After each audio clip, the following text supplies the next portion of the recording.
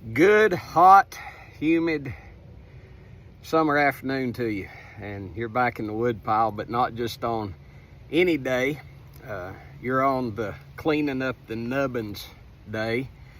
And if you need an education on what that is, the nubbins is what you miscut throughout the course of the whole year whenever you're working on big treetops that have either been storm blown or you fell, and they turn into just a tangled conglomerate of a mess, kind of like a pile of wire coat hangers. That's one of my favorite analogies, because that's the way I feel like my brain works more days than not, is a pile of wire coat hangers. But anyway, we're cleaning up this little pile of nubbins, and whenever it's done and there's about 17 or 18 ricks or rounds on the other side of the barn that we're going to get split, we're going to be done with wood for a year, barring something fantastic.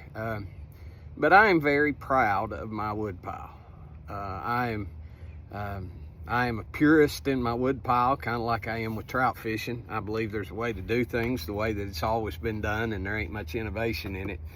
But I've enjoyed it today just because every time I've quit sweating, in other words, I've got too hot to sweat, I've sat down and looked at the feed on my phone and been entertained by it. And it has been a mass of bad news, of course, but there's been some good news in there. Tariffs working, 34 billion net positive on last quarter and last month, I think, June. So those things are good, but they don't matter as much as things that are going to keep you warm in the winter. I'm a prepper. Everybody knows that, and I've been castigated because of it. I've been exiled because of it. I've been called a moron because of it. But that brings me to my little topic of chat today. And I know this is Toby on a tractor, so I parked Ruby behind us so she'd be in frame from time to time. But this is about the woodpile, and it's about the way that you value things that are necessary. Now, I can't do what I once did. The winter that I had open heart surgery, we didn't burn near the wood that we usually burn, but I wasn't prepared like I should have been prepared. I had wood laying all over this hill, but it wasn't in the dry, it wasn't seasoned, and we got down to where we was in a pretty tight spot by April, whenever we had a cold snap. I mean, we had plenty, but you know, paranoia is a great motivator. But the little topic I want to talk to you about is I hate grasshoppers and AI. The reason I hate AI is it will never be able to do this. Now, I know we can automate machinery, and we can get fanciful in our laziness, but good hard work never killed nobody. Think about that one for a minute, but it has. But I hate artificial intelligence because it's going to try to devise a way to write me out of the picture, and it'll never keep me warm. Second thing I hate grasshoppers. They're good to catch bluegill on, shell crackers, good to fish with, good to catch trout on, just not in the park, no live bait. But they always show up. They're always present, whether you see them or not. When I was a little boy and I had my Daisy 8-pump air rifle, .17 caliber, I couldn't wait to get out of school and go feed the dogs, take care of the cows, do whatever I had to do, because then I grabbed that BB gun and walked through the pasture field, and you'd find them great big old grasshoppers back then, and there was nothing like shooting them from about 10 feet. That was a great sense of accomplishment. And I didn't know that the good Lord was laying the animus in my heart for a lesson in life. You see, there's two kinds of people. There's ants, which seem very insignificant, which seem unsightly, and most people really are amiss whenever they go about looking for the ants in their life.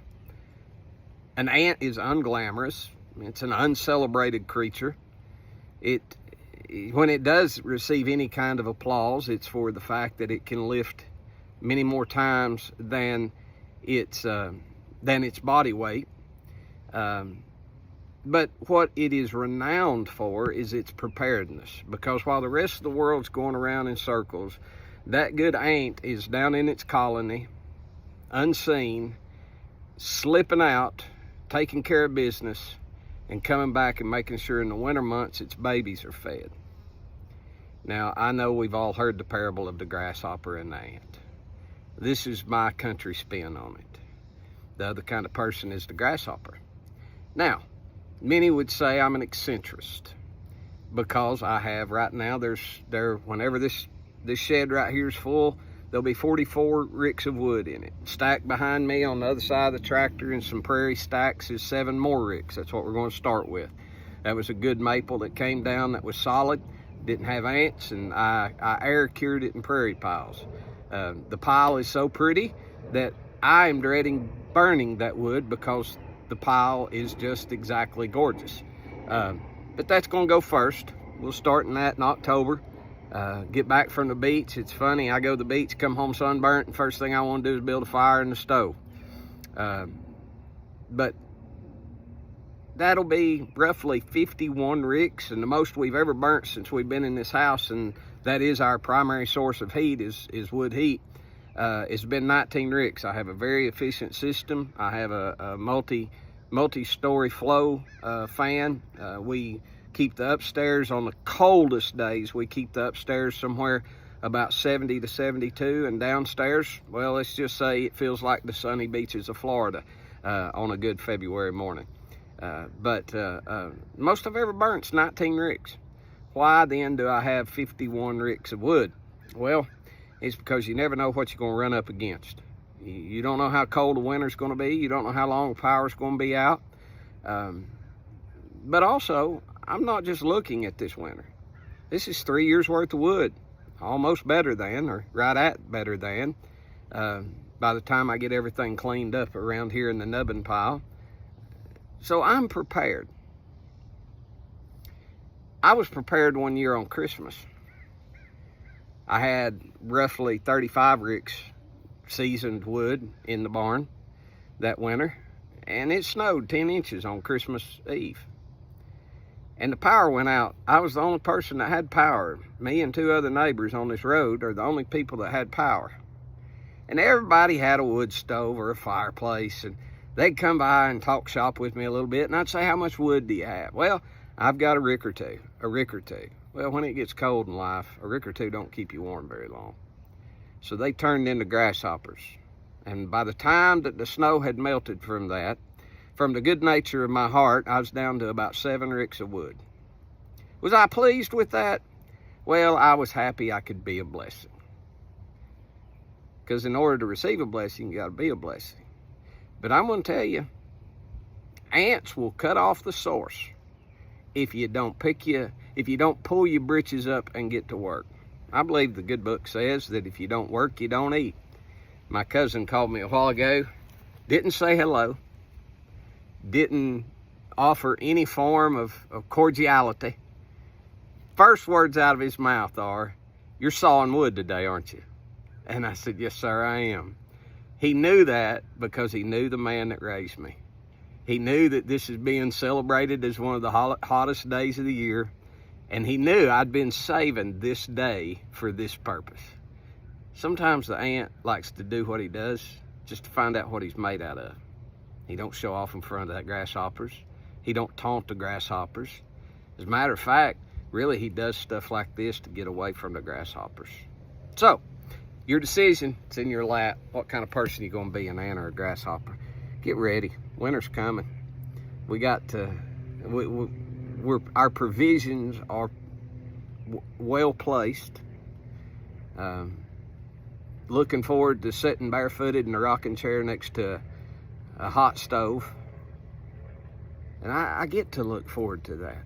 It's because God's blessed me this year with the foresight, the wherewithal, and the physical ability. And I count all those things as a blessing. And if you're living your life as a grasshopper, you're wasting those blessings. Do you know how many more grasshoppers could be kept warm if there was a few more ants in the world? Don't mind me. I'm just down in my hole. getting ready for winter. I love you. The Lord loves you. And it's so good to be back in the woodpile. And I said I wasn't going to taunt the grasshoppers, but I think I will. I'll show you what a woodpile is kind of supposed to look like this time of year.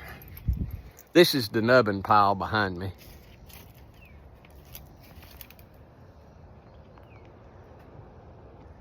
And that's an awful warm winter. Do you know how many apple cobblers I can make in a Dutch oven with this much wood? Maybe a few grasshoppers will come eat with us. Love you guys.